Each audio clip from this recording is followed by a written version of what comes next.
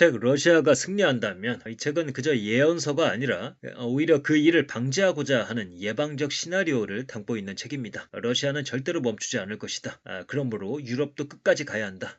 그래야 오히려 러시아를 멈출 수 있을 것이다 라는 것이 이 책의 커다란 주제가 될 것입니다. 그러면 이 책이 제시하고 있는 시나리오 속으로 들어가 보도록 하겠습니다. 가상의 어느 시점에 우크라이나는 국토의 20%를 러시아에 넘겨주고 나토에 영구적으로 가입하지 않겠다는 약속을 담은 협정에 서명을 하게 됩니다. 전쟁의 가성비를 따지는 미국은 자신들은 몸을 뺄 것이라며 협상을 강요했고 유럽 또한 경제적 상황이 녹록지 않았기 때문에 국민들의 눈치를 보면서 더 이상 우크라이나에 대한 지원을 이어갈 수가 없었습니다. 그들은 이것은 일시적인 합의일 뿐이며 러시아가 점령한 지역들을 그들의 영토로 인정할 수 없다는 그저 공허한 말만 남길 뿐이었습니다. 이렇게 미국과 유럽이 발을 빼게 되면서 우크라이나는 결국 패배하게 되고 발트 3국, 몰도바, 조지아 등의 러시아권 국가들을 다시 끌어들이려고 하는 러시아의 프로젝트 루스키 미르는 탄력을 받게 됩니다. 우크라이나에 대한 침공을 성공적으로 마무리한 이후에 러시아는 유럽의 방심을 유도하기 위해서 푸틴이 뒤로 퇴진을 하고 새로운 인물을 대통령으로 내세우게 됩니다. 이 푸틴이 사라지면 일단은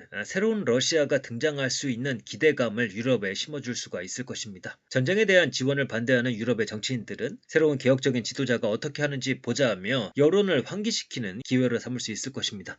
그러나 사실은 뒤에서 여전히 푸틴이 러시아의 권력을 틀어쥐고 러시아의 영광을 되찾으려는 여러가지 프로젝트들을 진행하고 있었습니다. 한편 전후 유럽에서는 다양한 종류의 의견이 개진이 됩니다. 어차피 러시아도 전력의 공백이 있는 것이고 이를 재건하려면 시간이 걸리는 것이니 우리도 군비 확장보다는 우크라이나를 재건하는 데 힘을 돕자는 의견도 있었고요. 또 유럽이 군비 확장에 나서면 러시아 내 강경파들을 자극하면서 확전 논리가 힘을 받게 될 것이다. 평화를 지키려면 이 전쟁의 나선에서 벗어나야 한다는 주장도 전개가 됩니다. 이런 가운데 러시아의 지도부는 유럽과의 전면전을 피하면서도 러시아의 이익을 취할 수 있는 영역을 탐색하기 시작합니다. 유럽은 아직 전력 정비가 제대로 되어 있지 않았고 지난 몇 년간의 우크라이나 전쟁 이후에 다시 나토 국가를 지원하는데 돈을 쓰는 것을 꺼린다. 게다가 무엇보다 이들은 러시아의 핵을 무서워한다는 것을 고려한 러시아의 지도자들은 나토 지역 일부를 야금야금 점령하는 방식을 고려하기 시작을 합니다. 입으로는 평화를 말하면서도 상대의 방심을 꾀한다. 우리에게 익숙한 용어로 설명을 하자면 화전양면 전술이 되겠습니다. 사실 러시아에게도 전력을 정비할 시간이 필요했는데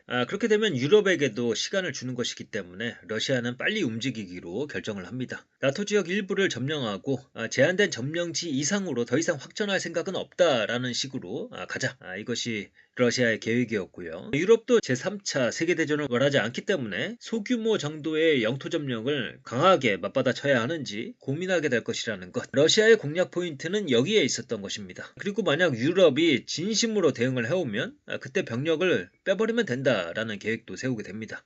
그리고 이 본격적으로 에스토니아 침공을 시작하기 이전에 사전 작업으로 나토의 관심을 다른 데로 돌리는 작전도 같이 진행을 하게 됩니다. 우선 지중해 남쪽에서는 러시아군의 사전 작업을 통해 아프리카 난민들을 유럽 쪽으로 들이밀게 됩니다. 난민들 중에는 영문도 모른 채 자기가 살던 고향에서 납치되어 보트에 태워져 유럽으로 옮겨지는 아프리카인들이 많았습니다. 그리고 이러한 난민들을 통제하기 위해서 유럽에서는 군대를 동원하게 되고 특히 독일은 지중해로 프리기탐 2척을 보내게 됩니다. 이로써 발트해의 방어력이 조금은 약화가 되게 되는 것입니다. 한편 남중국해에서는 암초지대를 놓고선 중국과 필리핀의 충돌이 발생을 합니다. 양자협정에 따른 이행으로 미국은 이 지역에 조지 워싱턴 항공모함을 보내게 됩니다. 중국은 암초에 군사기지를 설치하는 한편 대만 해협에 핵 잠수함 2대를 전개합니다. 이는 러시아가 중국에 은밀히 요청한 일이기도 했거니와 중국은 이 기회에 본인들의 욕심을 채우기로 작정을 합니다.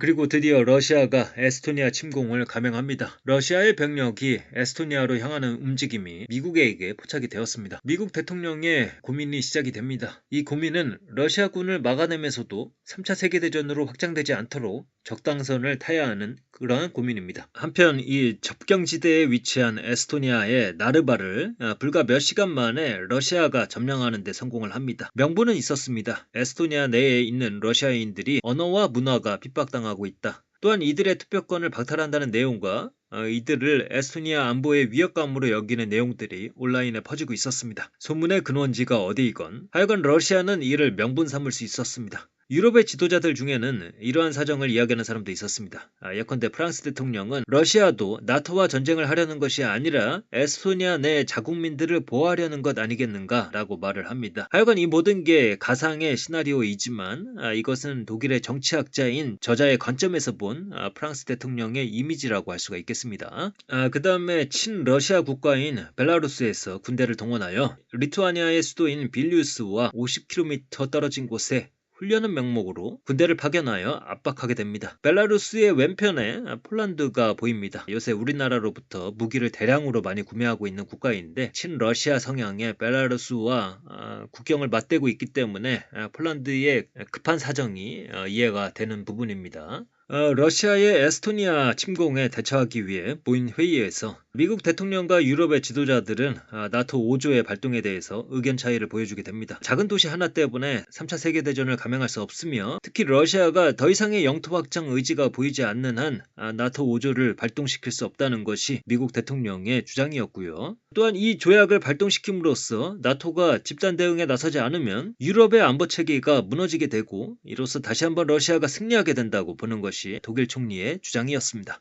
다음은 폴란드 대사의 말입니다. 지금 우리가 단호하게 방어하지 못한다면 우리 동맹은 끝입니다. 유사시에 나토 조약 제5조가 작동하리라는 실질적 믿음이 없다면 조약이 무슨 소용입니까? 이 구절이 좀 인상적이었습니다. 결국에 유럽의 안보 체계는 여러 국가들의 연합으로 구성되어 있기 때문에 서로 간의 믿음이 그것의 근간이다. 책에서는 발트 3국이나 동유럽 국가들은 좀 더 단호한 조치를 촉구하는 반면 이탈리아나 남유럽 국가들의 경우 좀 더 미온적인 태도를 취하는 것으로 묘사를 하고 있습니다. 책에서 계속 경고하는 것은 제3차 세계대전을 말하면서 인류의 전멸을 가져올 수 있는 나토와 러시아의 군사적 충돌을 피해야 한다는 그 주장들을 경고하고 있는 것입니다. 이것은 러시아의 벼랑 끝 전술에 만료되는 것이다 라고 하면서 말이죠. 그 다음에 미국 백악관을 방문한 러시아의 외교관은 이렇게 말을 합니다. 내 조국은 위대한 역사를 자랑하는 나라입니다. 그러나 35년 전부터 우리는 핵심 영토를 하나씩 빼앗기는 굴욕을 감내해야 했고 국경 밖에 사는 동포들은 점점 더 큰 억압에 시달리고 있습니다. 러시아가 이 전쟁을 왜 하는가 하는 근원적인 물음이 있었는데요. 예전에 살펴봤던 지정학적 관점에서는 러시아가 인구는 줄어들고 유럽에서 러시아로 들어가는 평야는 뚫려 있기 때문에 이를 막아내려면 오히려 바깥으로 확장해야 한다는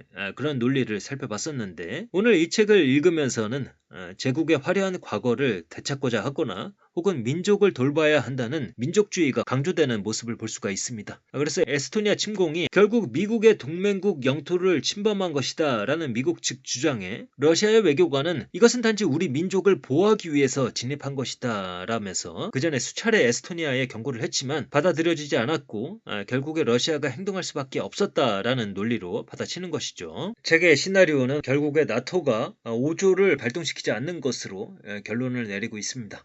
비록 가상의 일이지만 이 동맹국들의 회의에서 에스토니아 대표가 느낄 거절감, 낭패감이 남일 같지 않다는 생각이 듭니다. 이 책의 마지막 장면은 러시아의 젊은 대통령의 연락을 받은 중국의 시진핑 주석이 전화 건너편에서 미소를 짓는 장면으로 끝을 맺고 있습니다. 얼마 전에 이코노미스트에서 분노에 가득 찬 트럼프 대통령의 모습 뒤로 미소를 띠고 있는 시진핑 주석의 모습을 표지에 실은 바가 있습니다. 적이 실수할 때는 방해하지 말라는 메시지와 함께요. 요즘에 오쏘는 전쟁을 일으키는 원인들에 대한 생각을 조금 하게 되는 것 같습니다. 전쟁이 일어나는 원인은 여러 가지가 있겠지만 경제적인 측면도 있을 것이고 또 안보적인 측면도 있을 것이고요. 그런데 이 책에서 계속 민족주의적 측면을 거론하고 있는데 오쏘도 이런 측면에 대해서 생각을 하고 있던 터라 공감이 가는 그런 측면이 있었습니다. 관념적인 것이 전쟁에 많은 영향을 미친다는 것, 민족주의도 사실 관념적인 것이죠. 종교도 관념적인 것이고요. 4월 4일자 중앙일보 기사를 보니 미국 펜타곤의 원래 기도회에서 전쟁의 하나님을 강조하더라는 내용이 있다.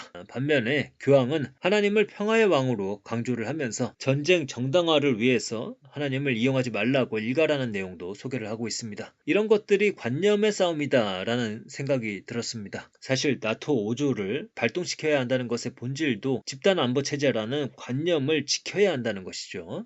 그래서 결국 안보, 경제 같은 피지컬한 측면도 영향을 미치지만 종교나 민족 같은 관념적인 부분, 감성적인 부분들도 전쟁에 영향을 미친다. 2차 세계대전 이후에 이 일자의 철학이 전쟁과 폭력을 일으키는 문제거리이다라는 통찰이 있었고, 그 이후에 개념적으로 일자를 부수기 위해 노력했던 학자들의 시도들, 이런 것들이 예전에는 좀 옛날 이야기 듣듯이 했는데 다시 전쟁의 시대가 도래하고 보니 그들이 무엇을 이야기하고자 했는지 다시금 깨닫게 되는 바가 있습니다. 또 얼마 전에 읽은 포식자들의 시간에서 전쟁을 기억하는 세대들이 점차로 사라지게 되었다라는 내용이 뇌리에 남았는데요. 이것도 결국에 관념의 문제이다. 어쨌든 전쟁을 피하자라는 생각들이 모여서 집단의 의사결정에 반영되는 것이니 일자에 대한 의탁을 통해 전쟁을 일으키는 야수성들을 제어하고 반성할 관념들이 더 이상 존재하지 않게 된 것, 이것 또한 문제이다 라는 생각이 들었습니다. 그리고 우크라이나 전쟁 초기에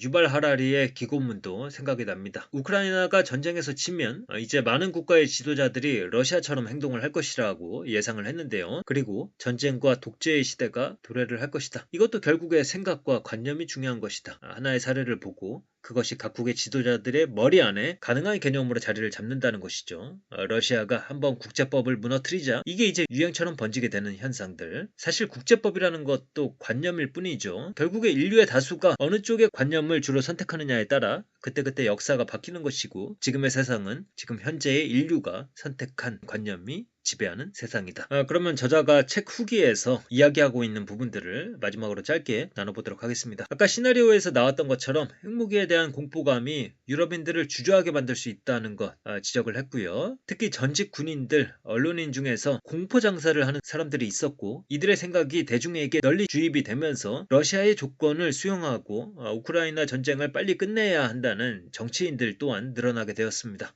핵전쟁을 피한다는 전제 아래 우크라이나에 대한 무기 제공이 제한적으로 이루어지고, 또 그 시기를 놓쳐서 러시아에 정비 시간을 주게 되었다는 것이 저자의 판단입니다.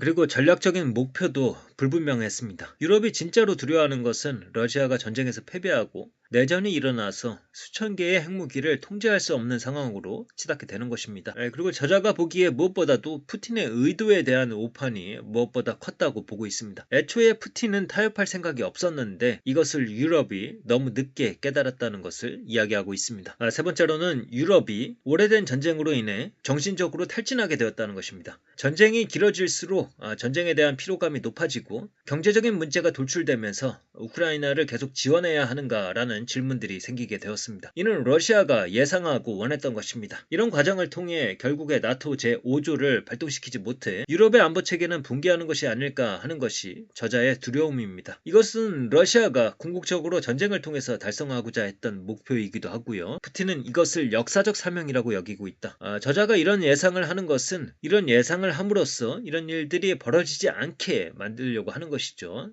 그래서 이 책은 예언서가 아니라 경고문이자 예방서이기도 합니다. 트럼프 대통령은 이란 전쟁에서도 그렇듯이 우크라이나 전쟁에 대해서도 이랬다 저랬다 하는 모습을 보여주고 있습니다. 저자는 유럽이 자체적으로 계속해야 할 것들이 있다고 봅니다. 유럽에게 동맹의 1제곱미터까지도 사수할 의지와 역량이 있다는 것을 보여주어야 한다는 것이죠. 그리고 러시아가 이만하면 됐지 하고 그만둘 것이라는 기대도 하지도 말라라고 이야기도 합니다. 아까 이야기했듯이 그들은 러시아 민족의 위대함, 제국의 찬란함을 되찾고 유럽의 안보 체제를 파괴하는 것을 역사적인 사명으로 보고 있기 때문에 그들은 결코 멈추지 않을 것이라는 것이죠. 또한 민주주의 국가에서는 시민들이 중요한 역할을 한다. 이들이 현재의 상황, 즉 다른 데 쓸 돈을 졸라매서 군비 확장을 위해 써야 한다는 것을 이해하고 지지하지 않으면 한계가 있다고 보는 것입니다. 각종 사이버 공격과 선전전으로 민주주의의 제도와 절차에 대한 시민들의 신뢰를 무너뜨리고자 작업하고 있는 러시아에 맞서기 위해 시민들에게 정보를 공개하고 사회적으로 저항력과 회복 탄력성을 갖추도록 해야 한다는 것이 저자의 최종적인 제언입니다.